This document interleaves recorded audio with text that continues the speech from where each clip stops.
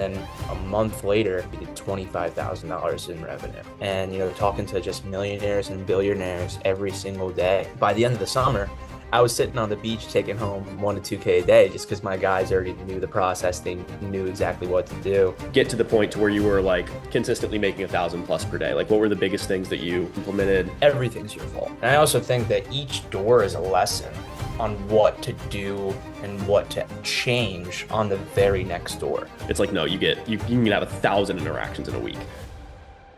Alrighty, ladies and gentlemen, back with another student interview. Today we have the man, the myth, the legend. We got Braden Clark. What's going on, brother? What's happening, Nick? How's it going? Doing good, man.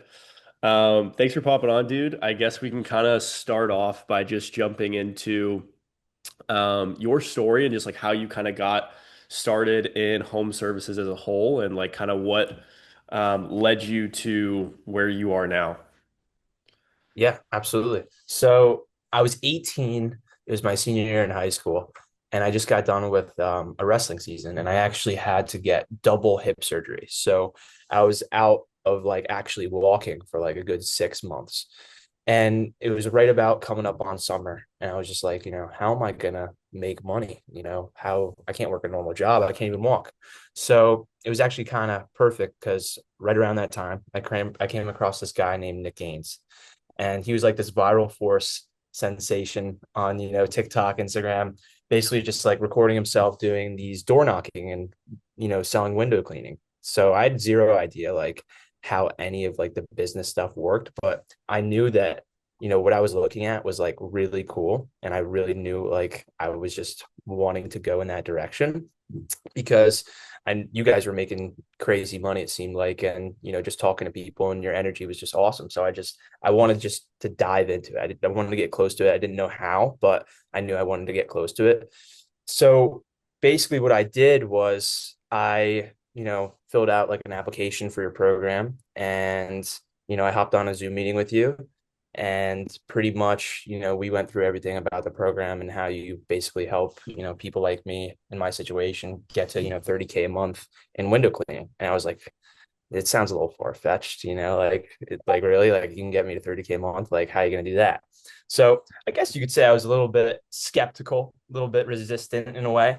But this guy, man, like the way he just talked was just like incredible. Like I didn't even have to like really think about it because he just sold me on like him being just likable and like creating like a logical reason like why I should do it, because like I have never really tried investing into a skill set before. So like what's really the risk?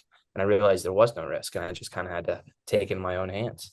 And then I joined the program and I invested in my skill set. And then a month later, we in half of June, I think I joined in May, and in half of June we did $25,000 in revenue. And that was just like my little taste of like, wow, I'm never ever working a job again if I could do this the rest of my life. And I wasn't even like at first I wasn't even really like planning on making this like a huge successful thing. I just wanted to be able to learn and communicate the way Nick did to me. And that's really kind of what got me interested in the whole thing. And, now it's kind of funny because I'm head of onboarding, a coach in the program, working with Nick every day. So it kind of came all full circle. So it's pretty cool. It's pretty cool to see. Yeah, no, honestly, I had honestly forgotten about initially when you joined. We hopped on a call and then we hopped off, and then you were texting me that you were like, "Yo, I'm just not totally sure." And I kind of was just like I just laid it all out, and I was like, "Look, dude, if you don't want to, that's all good, but I know for a fact that you will succeed if you get in." And I forgot about that back and forth, but 100%. I remember it clear as day. I was actually giving you like I was testing you a little bit. I'm like, well, there's this other guy who I saw who was doing it for 500, and you're like, oh, okay. Well, I mean, yeah, you could definitely go for a cheaper option, but like if you're looking for someone who's gonna actually stick with you the whole way and hold you accountable and have like a premium service and get you exactly where you want to go, which is 30K a month in window cleaning, then I definitely suggest you go to me. But if you really want to go to the cheaper route, I kind of want to let you do that because, it may not even be a good fit for us because, someone who's looking for like a cheaper alternative doesn't really mean that they're that committed. So like I'm only looking for the people who's like 100% committed. And then I kind of held myself accountable and like how bad I really wanted this. And just the way you framed it and the way you were just so likable and you kind of just like persuaded me to buy the program without even really persuading me. Like I was just like, damn, I want to get close to this guy. I want to figure out how he does that. And then I did. And then that was like just my first toes in the water in business. And, made 25K a month in half of June actually. And, made 30K a month in July and then hired and trained a sales team and was working with like 6 to 8 guys, every single day. It was like a well-oiled machine, had like two crews out at like a couple different locations and was bringing home like 1 to 2K a day. And it was awesome. It was a crazy experience. That's awesome, dude. Yeah, it's crazy seeing it full circle now because now you being on calls, like kind of doing the onboarding, Yeah. that's awesome. Because it's like even whenever I was doing the calls before, it was pretty surreal for me just because I had been literally in that exact same position, like I guess 3.5 years ago now when I first started my home service business. It's like I saw the content from other guys that were doing it. I tried it by myself for like a week. And then once I realized, okay, no, there's real money in this. Like, I don't know what I'm doing, but I know that like this works. Jumped on a call with them and literally couldn't afford coaching at the time, but I grinded every like literally until I could just scrape by to invest. And then I like zeroed my bank account. Mhm. And so it's like yeah, it's like I know what that did for me, and it's been cool to when I was taking the calls be in that position, and now on the other side of that is you doing what you've done, and now you're helping on board some of the new guys too, which is awesome. Yeah, I love it's really completely full circle. And like I vividly remember the day that I actually went like through with the program and I was actually out knocking and I was on crutches and we just had like a bucket of squeegee and that was it and like a rag. It was like $100 at Home Depot. And I was just on the phone with you. I'm like, this can't be like my ceiling. Like I know there's, a lot more on the table that could be capitalized on. And I want to be able to learn how to do that. And I was actually like selling door to door, like as I was on the phone with you. I don't know if you Yeah, remember, but I I remember was, you're yeah. like in the middle of closing. Uh-huh. I think you were like on the door, and then we started talking, and then they came Yep. out while we were talking. You Exactly. closed, Yeah. and then we kept talking. And I sold the job for like $100. And you're like, what are you doing? Selling a job for $100. I'm like, I don't know, dude. I don't know what I'm doing. So I it was kind of remember that. it was a realization moment. And then, literally within 30 days, like bought 2 to 3 DI tanks, hired like 3 sales reps, like 3 technicians, had like a good solid crew of 6 to 8 guys, like just in a really expensive area in like a shore beach town. And, talking to just millionaires and billionaires every single day and just like stacking wins, stacking wins. And eventually, by the end of the summer, I was sitting on the beach taking home 1 to 2K a day just because my guys already knew the process. They knew exactly what to do. And the business kind of ran itself. So that is like, what more can you ask for? You kind of set the systems in place. And I would have never really knew how to actually systemize the business without, talking to Nick and understanding exactly how he has so much success in it. So, I mean, that was really the thing that just kind of exploded everything for me. Yeah, no, I appreciate it, dude. That's it's awesome to hear. And the sitting on the beach thing, I think, is cool. Because you experienced that pretty quickly. I think one thing I've told a lot of people, like whenever I was taking calls at first, is I had a couple people like asking about like if you can like make like just people who are stuck in passive income brain and they're like I want to make passive income, and it's like that doesn't exist, but what does exist is building something that then exists, so you actively work to build something, and now because you've done the work to build it and you're the owner, it's like now you get to enjoy the fruits of your labor, and kind of be in the position that like you were in pretty quickly, which is really cool to see. 100%, because all it is like, yeah, you could. really see anyone doing this online and be like, oh, I want to do that and go try it yourself. But regurgitating someone else's pitch and process isn't going to give you the actual results that you're looking for, Hmm. especially if you're looking for that passive income route where you want to just knock a couple doors and then let the business run itself. Like that's not realistic. That's not how, this stuff works. Yeah. If it's almost, you want to think about it like you're building a machine, right? You're building a money machine, and it's your job to make sure it's well oiled and it runs, and it's perfectly manufactured to the point where then it can run without you, right? And to the point where you could then kind of step back and watch from the sidelines, only because you put in so much work in, your workers. You put so much time in the systems to make sure that not a lot would go wrong if you actually decided not to show up to work one day. But you have to make sure that you're putting in so much work and systemizing everything and really, putting your whole head into the business, like months on end, to Hmm. actually see some success, have some people who know what they're doing, buying into the vision that you have, and then after that you could enjoy the fruits of your labor and kind of take a step back a little bit. But it comes with a lot of hard work and without actually understanding exactly what I was doing, because at first I was just regurgitating someone else's pitch that I saw, whether it was you or someone else's online, viral video. I was just kind of doing the same thing and, not really knowing like why I was saying these things. Why am I saying hello, hello? Like, what does that even do? You know, like I wanted to know exactly why I'm saying the things I'm doing, how to say it, and what effect it has on, the other person that I'm talking to. And I was never going to do that unless I talked to someone who's already done it, already found success in it. And that's when I found Nick and everything changed. Yeah, no, that's awesome, dude. Because I think that's one thing that I've heard a lot, and like I totally understand. Because the window cleaning, like from the Lesters is the program I first invested into when I first started. I had actually joined an online coaching program before that, so like I kind of knew ish what to expect. But for my first one, like I was completely. It took a lot of convincing by my friend who had already been in a program of the same guy. I did it for remote sales, but like my friend had already joined something of his. So like I was like, okay, I trust my friend. I'm gonna do it. But like I think a lot of people are stuck in the mindset of, oh, can I get away without having to, like, I don't need help. I don't need like mentorship or a course or a coaching program because there's a lot of like courses with, a pretty negative connotation attached to them just because there's a lot of garbage out there.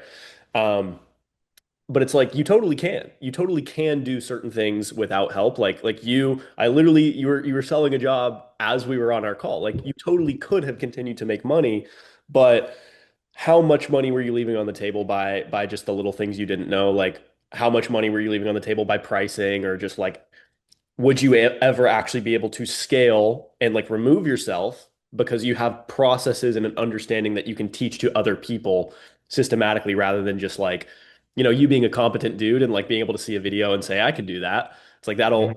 that'll make you money, right? I made like $700 my first day doing it, but I certainly didn't know what I was doing, and I certainly couldn't have built a team and scaled around the knowledge I had at first. And it's been cool to see you like realize that because not a lot of people do, and then be able to see the fruits of that so quickly. Without a doubt. And a quote that I love that I hear a lot in this business is when you're done learning, that means you're done earning pretty much. So like you are only limited to how much knowledge you really have. And as a business owner, like that's a leadership role. Like Mhm. it's your job, you're obligated to step up and be a leader and take a course and have people follow you in the background. And if you don't know every single question that someone has, whether it's a homeowner, or whether it's an employee, or whether it's a sales rep, and they're struggling with a problem and you can't solve that problem on the spot, and it's simply because you lack the knowledge, there's really no excuse for that. That's when, regurgitating and mimicking or being a copycat of someone else's process and, pitch in general, or Mhm. just like the whole guesswork winging stuff, which is very popular, I'd say, in home service businesses, just because it's pretty viral and everyone's doing it. Everyone has this side hustle. But if you want to go from side hustle to thriving business, making 30K a month and it running without you, then that's when you actually have to get to the level where you have a mentor. You have someone in your ear who's done it already, who's made the mistakes that you've already made. So then you could actually fast forward the process to being more successful because, like I said before, you're only limited to how much you know and the knowledge that you have. So, like, I knew that I was capped. And the only way to actually suppress that and, break through that cap was more knowledge, more information. And I knew that you had that. So I was willing to do whatever it took to actually acquire it. And that's really when everything took off. Yeah. Yeah, that's awesome.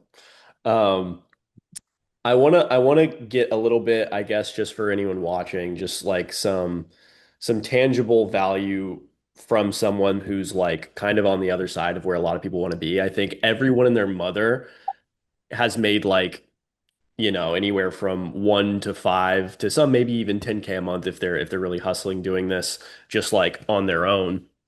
But for the guys who are like in the ballpark of like 2 to 5K a month ish, what is the biggest things that like you either realized or changed that allowed you to get to the point to where you were like consistently making 1,000 plus per day? Like what were the biggest things that you either belief shifts or things that you implemented on the doors or in your business, whether a mindset or like a tactical thing that kind of helped you grow? Yeah, I mean, I'd say it really boils down to two different things, right? So number one, everything's your fault. Everything that happens in the business, whether it's, a customer's unhappy or, your worker doesn't show up on time or a machine breaks, it's all your fault. So like there's no reason to point fingers or, blame anybody else or blame it on a certain thing because you're the business owner. It's your job, whether even it might not be your fault to take full accountability and solve that problem.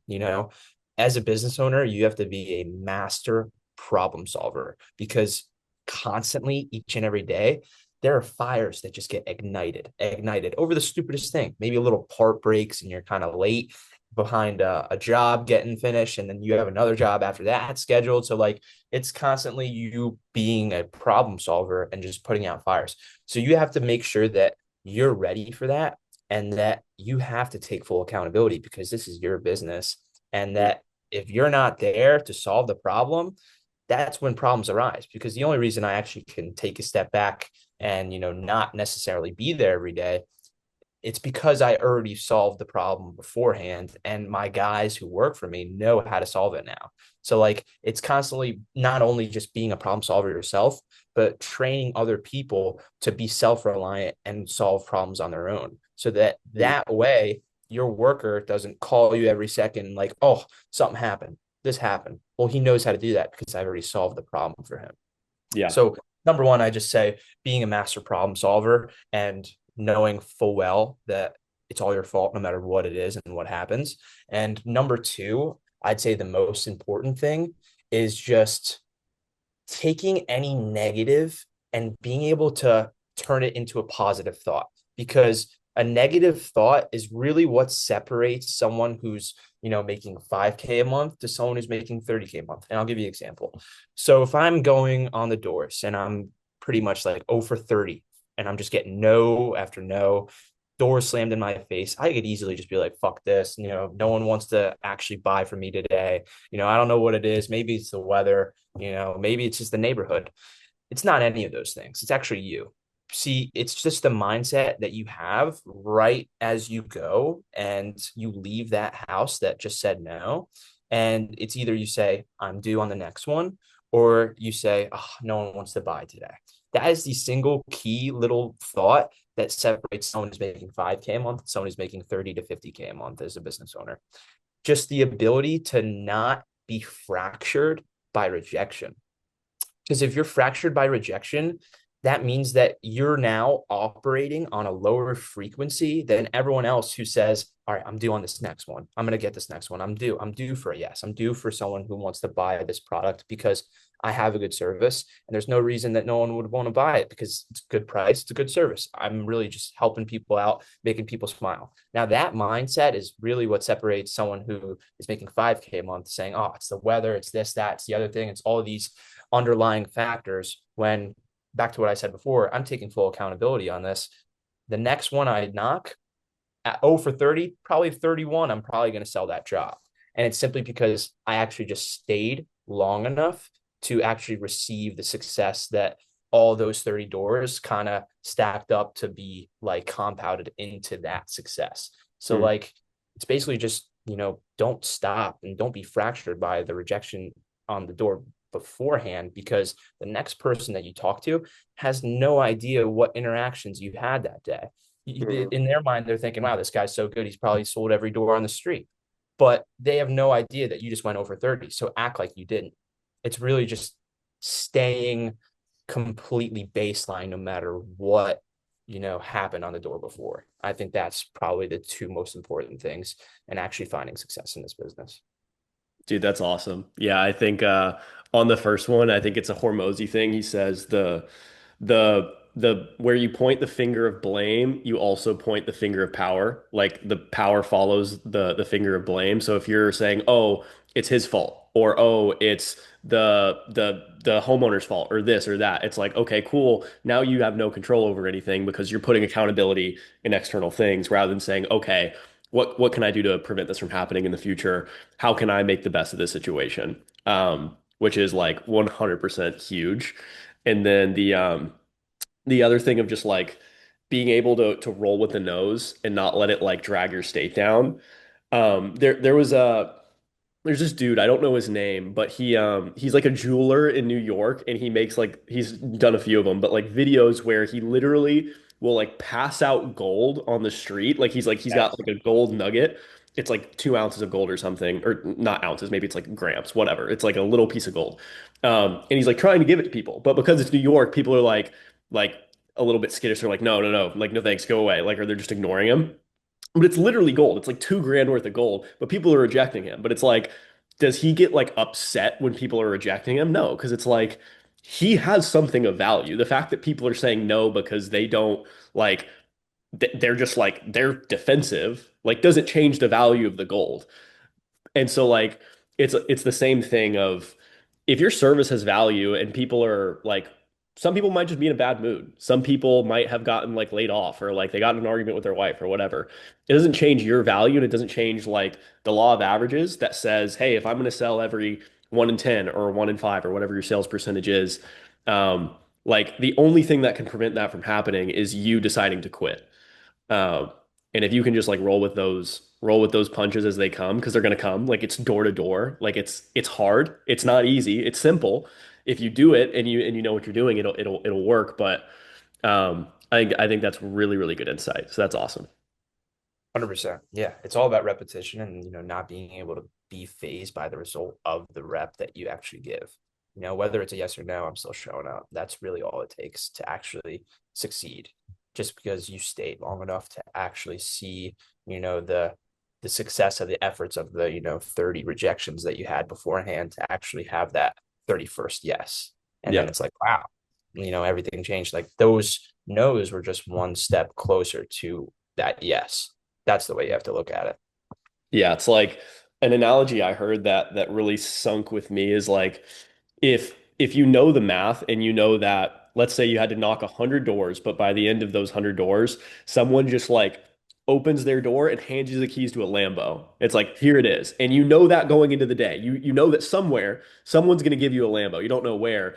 It's like, are you upset when door 1, 2, 3, 4, 5, 6, 7, 8, 9, 10 say no? It's like, bro, I don't care about you guys. I'm here for the Lambo. Like you could all throw dirt at me. It's like I'm here for the Lambo. And so if Mm-hmm. you know the math and you know that, hey, like with my skill level right now, I'm going to sell, like if I talk to 40 people, I'm going to sell four. I'm making $1,000 at least at the end of today. If I can just keep my head on straight, keep a good attitude, and have fun while I'm on the doors, I'm going to make $1,000 at minimum. It's like if you can understand that and be anchored to the four yeses, like and understand like 36 no's are going to come regardless. Like that's just a part of it, but that doesn't make it not worth it. And if while you're in it, you can have that mindset, I think that's what changes everything. Without a doubt. And I also think that each door is a lesson on what to do and what to change on the very next door. So like I would never get that yes on the 31st door if I didn't learn 30 lessons beforehand on how to change and remanufacture my pitch in a way that actually works. Because, on that 29th door or the 30th door, I learned, wow, like they liked what I said on that. That kind of kept them in the conversation a little bit longer. Or maybe that didn't work. I'll change that on the next door. And then everything just kind of aligns into one, when the time's right and when actually, you're due and you're deserving of that. Yes. Yeah. No, that's so true. And that's one of my favorite things about door to door is like you get feedback so quickly. So like if you suck, it's like you can kind of work through sucking very quickly. So it's like, oh, what if I'm terrible? What if I don't know what to say? It's like, bro, you can get through an interaction. Like it takes if you're bad, you're gonna get the door closed on you within like 30 seconds. Like, and you get real-time feedback. Okay, I didn't know what to say here, and so they closed the door. Or like, so like I didn't know what to say to this objection. It's like, okay, cool. Write it down. What do I say when this happens? And now you're prepared for the next one. And it's like there's only so many places where you can lose a sale, right? There's a lot of moving parts to understanding the psychology and the actual process, so you can do that. But it's like if you if you're actually trying and you put in like one full day on the doors, like and you're having 50 conversations, it's like you're a different human being at the end of that first day. And if you keep staying consistent with that, it's like the only like it'd be unreasonable for you to not be good if you've had like 1,000 interactions with human beings going through the same sales process. Um, which is one thing I love about door to door. It's not like a basketball game where it takes 3 hours and you have a game every week, and it takes like a year to have 12 games. It's like no, you can have 1,000 interactions in a week. Yeah, without a doubt. And the thing I also think that Home Service Academy comes into play is, like you said, like the feedback is almost instantaneously. So if I knock a door and I get a no, and I don't really know exactly even what I'm doing in my sales process or just knocking in general, and I'm using someone else's pitch, then I'm not even going to know how to fix that. So then it's like I come to this narrative where I'm like stuck and I don't know how to move forward or how to get better. And it's simply just because I don't even know why I'm saying the things I'm saying. But what Home Service Academy does is I'll literally record one of my pitches that went terribly. And I've done this in the past. I'll just send it to Nick and he tells me what I do wrong or what to change. And then on the very next door, I'll get a sale because I know exactly what I needed to change and what I needed to fix by someone who's already done it 1,000 times. So, like, if you're really trying to fast forward your success in this, you're going to get stuck when you don't know what to do, and you're going to get proven and shown that you don't know what to do very quickly. And you have to realize that when you're first starting out, you really need to have no shame, no ego, no nothing, because you know nothing. Simply, you know nothing. So, in order just to have that quick feedback be actually effective, you have to have someone that is better than you, like by your side, that could actually tell you, all right, well, maybe you did this wrong. Well, maybe you could have said this instead of this. And if you're just guessing, you have no idea. So then you're going to have 60 doors and then you're going to get that yes on the 61st. Whereas if you just changed it a couple of doors early on, then wow, you're already making, a couple $100 that day. And now you're getting momentum. Now you're getting, a couple thousand. Like that's how quickly just like the little changes. And me personally, I knew that Nick had success with this. So like, why would I not be as close as possible to him and, pick his brain as much as I can and, send him all of, my recordings of me on the doors so I can get fast results and get as good as possible very quickly. To me, Hmm. it's a no-brainer. Whereas if I am just winging it, doing the guesswork, I really can't get as good as I want to, as fast as I want to. Yeah, 100%, dude. Well, this has been awesome. Thanks so much Yeah, for bro. coming on, dude. 100%. If you're watching this, Braden is currently our head of oh, my phone dropped. Braden's currently our head of our student onboarding for HSA. So if you want to potentially book a call, chat more about your situation and see if HSA would be a good fit, helping you get to $1,000 per day or 30K per month consistently. There's a link in the description for you to check out. But yeah, thanks again, Braden, for popping on. And Absolutely. yeah, we'll see you guys in the next one. Peace.